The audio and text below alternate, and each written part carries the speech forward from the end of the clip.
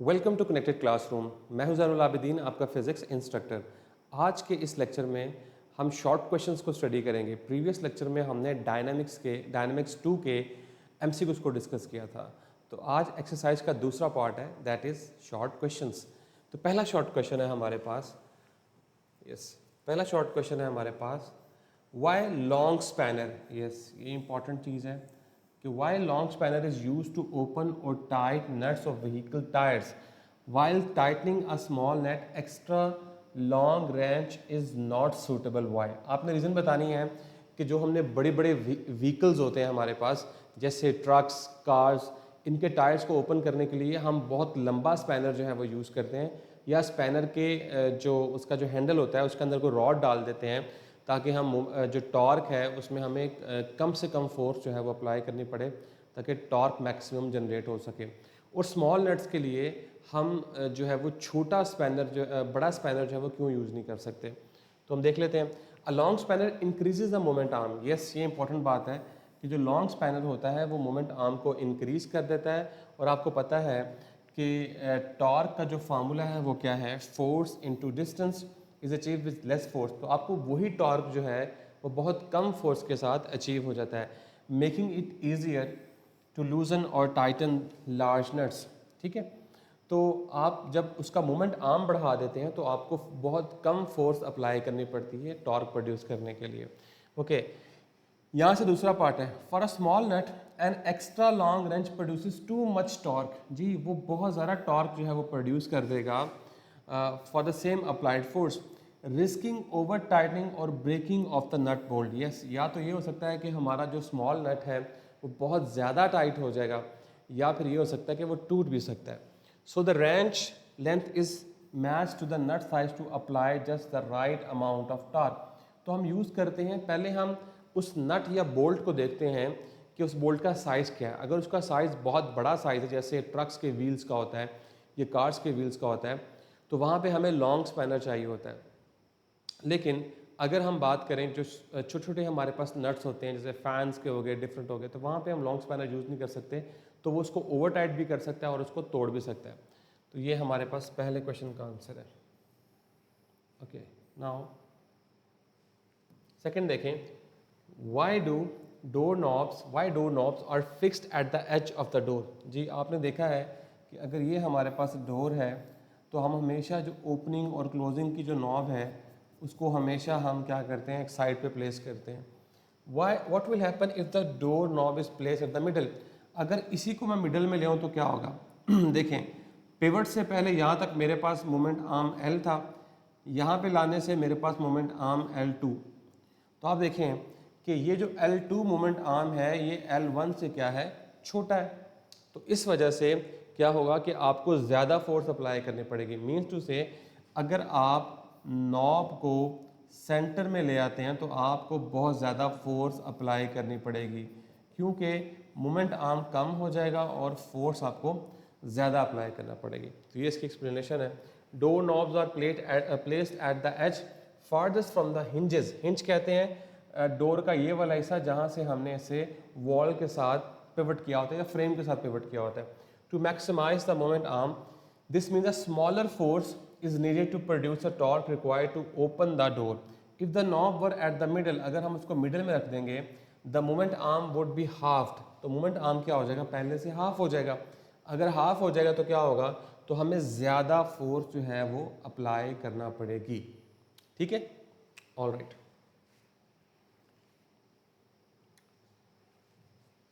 जी, आपने क्या किया है, if you drop a feather and a bowling ball from the same height. आपके पास सेम हाइट है, वहाँ से आपने एक फेदर यानी पर को गिराया और एक आपने कैनन बॉल को या फिर बॉलिंग बॉल को गिराया। Which one will reach terminal velocity first. जी, तो जिसका मैस कम होगा साइज और ओरिएंटेशन की वजह से, जो फेदर है, फेदर जो है उसका वेट ड्रैग फोर्स का इक्वल जल्दी हो जाएगा। इस वजह से जो फेदर है वो टर्मिनल वेलोसिटी को जल्दी अटेन कर लेगा और उसकी टर्मिनल वेलोसिटी इस बॉलिंग बॉल से कम होगी। जबकि बॉलिंग बॉल का वेट ज़्यादा है तो वो ज़्यादा जो है वो देर बाद जो है ड्रैग फोर्स उसके वेट के इक्वल होगी और तब वो टर्मिनल वेलोसिटी को अटेन करेगा। इस तरह से जो जो बॉलिंग बॉल है उसकी टर्मिनल वेलोसिटी ज़्यादा होगी और जो फेदर है उसकी टर्मिनल वेलोसिटी कम होगी, लेकिन फेदर जो है टर्मिनल वेलोसिटी को पहले अटेन कर लेगा, जबकि जो कैनन बॉल है या फिर बॉलिंग बॉल है उसको टाइम लगेगा, कुछ देर बाद वो अटेन करेगा। ऑलराइट, यस, नेक्स्ट चलते हैं। ये वैसे अगर आप नोट करना चाहते हैं तो यहाँ से आप स्क्रीनशॉट ले सकते हैं। Okay, why do ice skates, yes, why do ice skates effortlessly slide on ice. जी, जो आप देखते हैं कि आइस पे मूव करने के लिए एक स्पेशल किस्म के शूज़ बनाए जाते हैं जिन्हें स्केट्स कहा जाता है, आइस स्केट्स, और उनके नीचे बिल्कुल जो है वो ब्लेड लगा होता है। While our shoes cause skidding, जबकि हम अगर नॉर्मल शूज़ पहन के आइस पर उतरते हैं तो हम स्किड करते हैं, यानी फिसल जाते हैं। उसके रीज़न क्या है? जी, ice skates blades have very thin smooth edge that contact with the ice over a very small area. जी, तो जो हमारे पास लेट्स से कि इस तरह से हमारे पास आइस स्केट्स जो हैं वो होते हैं और नीचे इस तरह से ब्लेड्स जो हैं वो लगे होते हैं और ये बहुत ज़्यादा शार्प होते हैं। ये वाला हिस्सा जो होता है बहुत ज़्यादा शार्प होता है और इसका एरिया जो है वो बहुत कम होता है, प्रोड्यूसिंग वेरी हाई प्रेशर, और ये बहुत हाई प्रेशर प्रोड्यूस करते हैं। This slightly melts the ice under the blade. जब ये बहुत ज़्यादा प्रेशर अप्लाई करते हैं तो उस ब्लेड के नीचे वाली आइस जो है वो स्लाइटली मेल्ट होती है, creating a thin water film that generates reduces friction.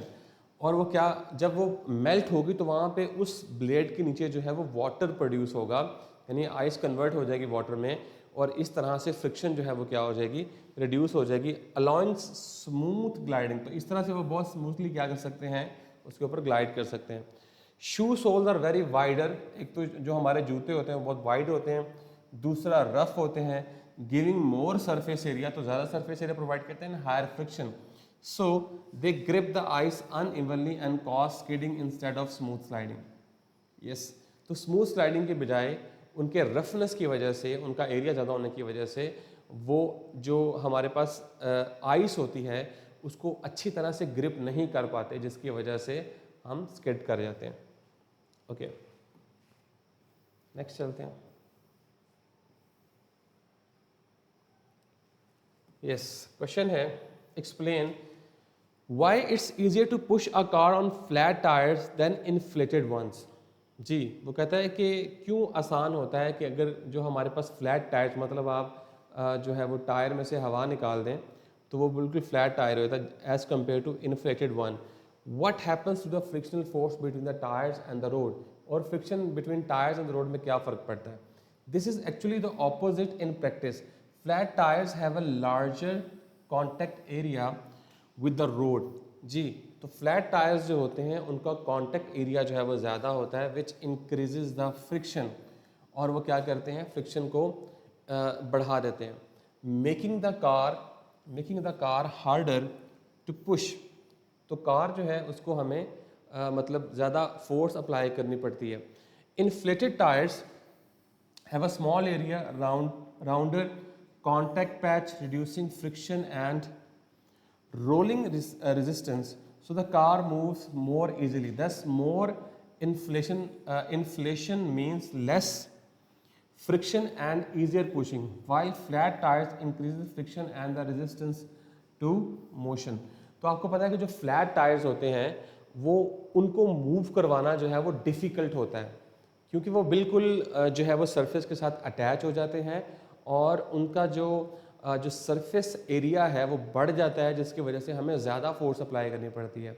जबकि जो हमारे पास इन्फ्लेटेड यानी जिनमें हवा भरी होती है, ऐसे टायर्स का जो कॉन्टैक्ट एरिया होता है वो बहुत कम होता है, जिसकी वजह से वहाँ पे सिर्फ और सिर्फ रोलिंग फ्रिक्शन जो है वो बहुत कम हो जाती है, जिसकी वजह से हमें उसे मूव करवाना जो है वो बहुत ज़्यादा आसान होता है। ठीक है, ओके, नेक्स्ट चलते हैं। अच्छा, when standing on a crowded school bus, which stance would provide better stability and prevent you from being pushed over, legs joints or legs spread?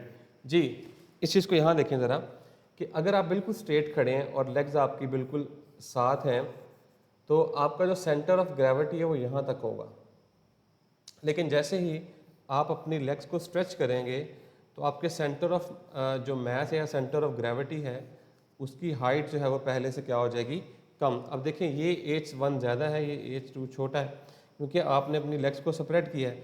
तो हमने ये पढ़ा था कि अगर हमने स्टेबिलिटी को इंक्रीज करना है तो हमें सेंटर ऑफ मास को लोअर करना पड़ेगा। तो अगर हम स्ट्रेच लेग्स के साथ बस में खड़े होंगे तो हमारा सेंटर ऑफ मास या सेंटर ऑफ ग्रेविटी लोअर होगा और इस तरह से ज़्यादा स्टेबिलिटी जो है वो हमें मिलेगी। ठीक है, ओके। क्वेश्चन नंबर 6 है, yes, why a moving bicycle is easier to balance, relate this to the principle of rotational motion. जी, क्वेश्चन ये है कि रोटेटिंग बाइसिकल जो है उसको बैलेंस करना आसान है as compare to static bicycle. उसकी रीज़न ये है कि आपने इनर्शिया पढ़ रखा है लीनियर मोशन में।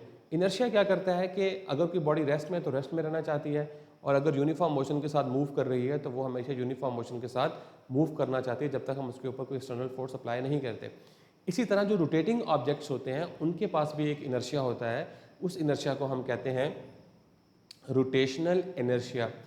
तो इसका मतलब है जब कोई बॉडी रोटेट कर रही होती है, जैसे आप साइकिल चला रहे हो तो व्हील्स रोटेट कर रहे हैं, तो व्हील्स रोटेट कर रहे होते हैं तो उनकी कोशिश होती है कि वो रोटेट ही करते रहें, इसे हम उनका कहते हैं रोटेशनल इनर्शिया। तो रोटेशनल इनर्शिया के बढ़ जाने की वजह से जो मूविंग बाइसिकल है उसको बैलेंस करना आसान होता है as compare to static bicycle. हम इसका आंसर देख लेते हैं। अब moving bicycles wheels have angular momentum, definitely अगर वो रोटेट कर रहे होंगे तो उनके पास जो मोमेंटम होगा वो क्या होगा, एंगुलर, क्योंकि आपको पता है मोमेंटम क्या होता है, quantity of motion due to the spin. This angular momentum resist changes in the orientation of the spinning axis. मिसाल के तौर पर आपका व्हील इस तरह से मूव कर रहा है और ये इसका एक्सिस है जो इसके बीच में से पास हो रहा है। तो अब ये जो मोमेंटम है, ये एंगुलर मोमेंटम है, इसे कहते हैं conservation of angular momentum.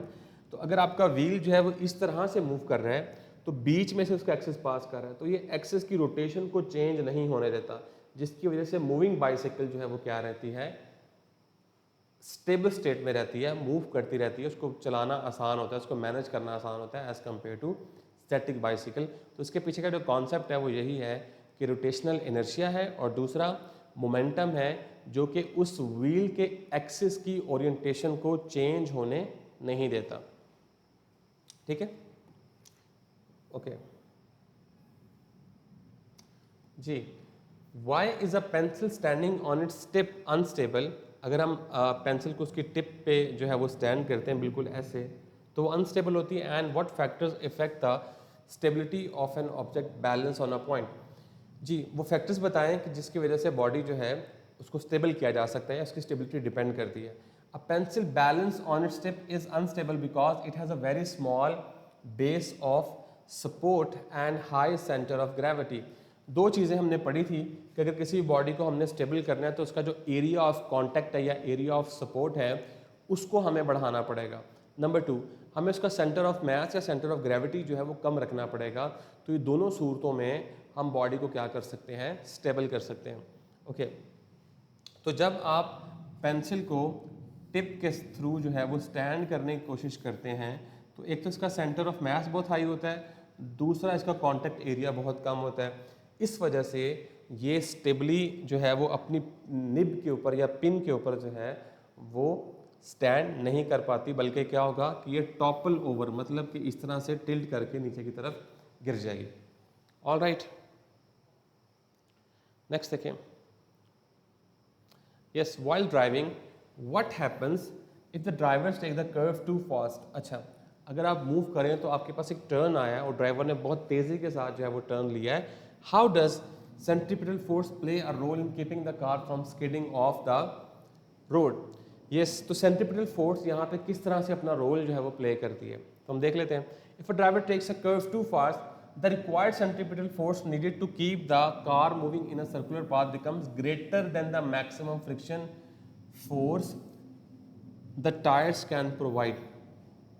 Yes, इसका मतलब है कि अगर हम ड्राइवर जो है वो बहुत ज़्यादा जो है वो तेज़ी के साथ टर्न लेगा तो जो सेंट्रीपिटल फोर्स रिक्वायर्ड किस लिए, ताकि उसको सर्कुलर पाथ में मूव करवा सके, वो बहुत ज़्यादा हो जाएगी उस फोर्स से जो कि टायर्स और रोड के दरमियान फ्रिक्शन की फोर्स है। क्योंकि यहाँ पे जब गाड़ी टर्न लेती है तो जो सेंट्रीपिटल फोर्स प्रोवाइड कर रही होती है आपको, वो basically friction between the tyres and the road. अब जब बढ़ जाएगी तो क्या होगा, तो फिर causing the car to skid outward off the road, तो क्या होगा, कार जो है वो स्किड कर जाएगी और ट्रैक से बाहर निकल जाएगी। Centripetal force directed toward the centre of the curve is what keeps the car turning along the curved path. When friction can no longer supply enough of this force, the car loses grip and slides. तो मैंने आपको बताया था कि friction कोई अलग से कोई फोर्स नहीं है, हर वो फोर्स जो बॉडी को सर्कुलर पाथ में मूव करवा रही है उसे हम क्या कह सकते हैं, फ्रिक्शन कह सेंट्रीपिटल फोर्स कह सकते हैं। तो अगर एक कार जो है वो सर्कुलर ट्रैक में मूव कर रही है तो वहाँ पे जो फ्रिक्शन की फोर्स का काम जो सेंट्रीपिटल फोर्स का काम कर रही है फोर्स, वो बेसिकली फोर्स ऑफ फ्रिक्शन है जो कि टायर्स और रोड के दरमियान में है। अगर ये जो फ्रिक्शन की फोर्स है ये कम हो जाएगी जब वो बहुत तेज़ी के साथ टर्न लेगा, तो हमें ज़्यादा फ्रिक्शन की फोर्स चाहिए होगी उसको मूव करवाने के लिए सर्कल में, लेकिन वो इतनी इनफ फोर्स जब वो टायर और रोड प्रोवाइड नहीं कर पाएंगे, जिसकी वजह से हमारी कार जो है वो स्किड कर जाएगी। ओके, द लास्ट वन, फिर सेकंड लास्ट है, consider a situation where you swing a ball connected to a string in a circular. How does the tension in the string vary as the ball moves across different points in a circular path, and what forces are involved?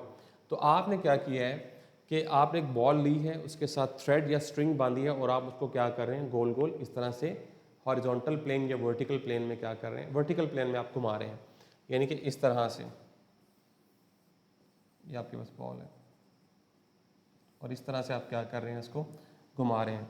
Okay, the strings, अब यहाँ पे जो string होगी उसमें tension की force है जो कि सेंट्रीपिटल फोर्स प्रोवाइड करेगी, ठीक है, directed in a vertical circle, tension is greatest at the bottom. जैसे ही ये बॉल घूम के यहाँ पे आएगी तो यहाँ पे जो टेंशन होगी स्ट्रिंग में वो क्या हो जाएगी, मैक्सिमम हो जाएगी, ठीक है। ओके, उसके बाद in a vertical circle tension is greatest at the bottom. Tension must support the ball's weight plus supplying centripetal force, क्योंकि यहाँ पे इस वजह से ज़्यादा होगी कि इसका वेट जो है वो नीचे की तरफ होगा। टेंशन को एक तो इस वेट को ओवरकम करना है, दूसरा इसको घुमाने के लिए इसको मज़ीद फोर्स प्रोवाइड करनी पड़ेगी, तो यहाँ पे जो है वो टेंशन क्या हो जाएगी, ज़्यादा। And least at the top पे जाके जो है हमारे पास टेंशन जो है वो सबसे कम हो जाएगी, क्योंकि weights itself contributes to the centripetal force, क्योंकि जब ये टॉप पे जाएगा इस तरह से इस पॉइंट पे जब पहुंचेगा तो जो टेंशन की फोर्स ये भी डाउनवर्ड है और वेट फोर्स जो है ये भी डाउनवर्ड है, तो यहाँ पे हमारे पास टेंशन फोर्स जो है वो बहुत कम हो जाएगी और बॉटम पे क्या होगी, मैक्सिमम होगी, ठीक है। Yes, why is it important for communication satellites in geostationary orbit to maintain a specific speed? Geostationary satellites कौन सी satellites होती हैं जिनका टाइम पीरियड ऑफ रोटेशन हमारी अर्थ के साथ मैच करता है। हमारी अर्थ एक कंप्लीट स्पिनिंग मोशन जो है वो कंप्लीट करती है 24 आवर्स में। इसी तरह जियो स्टेशनरी सैटेलाइट्स का टाइम पीरियड भी क्या होता है, 24 आवर्स। इसका मतलब है कि अगर हम ये कंसीडर करें कि अभी इस रूम के ऊपर एक जियो स्टेशनरी सैटेलाइट है, तो पूरा दिन गुजरने के बावजूद वो हमारे रूम के ऊपर ही रहेगी, क्योंकि उसका और हमारा टाइम पीरियड जो है वो आपस में सिंक कर गया। और ऐसा क्यों ज़रूरी है, हम देख लेते हैं। A geostationary satellite must orbit at a specific speed so that it orbit period exactly matches the earth rotation period. जी, तो इस तरह से उसकी स्पेसिफिक स्पीड होती है और इसका स्पेसिफिक ऑर्बिट होता है, जिसकी वजह से वो क्या करती है, रोटेट करती है। Okay, keeping it fixed above the point on the Earth's surface. If the speed is too high, the satellites move to higher orbit and falls behind Earth rotation. If too low, जी अगर हम इसकी speed बहुत ज़्यादा बढ़ा देंगे तो ये एक नए ऑर्बिट में चले जाएगी और इसका जो इसकी स्पीड है वो पहले से भी क्या हो जाएगी, कम हो जाएगी।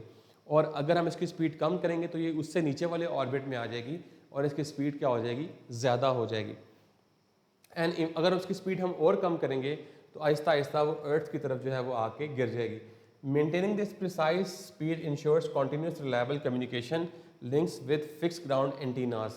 उसकी रीज़न ये है कि हम इस सेटेलाइट को इसलिए यूज़ करते हैं, इसके कुछ लिंक्स होते हैं ज़मीन के ऊपर, यानी अर्थ के ऊपर हमने डिफरेंट पॉइंट्स के ऊपर एंटीना इंस्टॉल किए हुए हैं ताकि इसका जो लिंक है वो स्टैटिक रहे सैटेलाइट के साथ। इस वजह से हम इन सैटेलाइट्स को यूज़ करते हैं।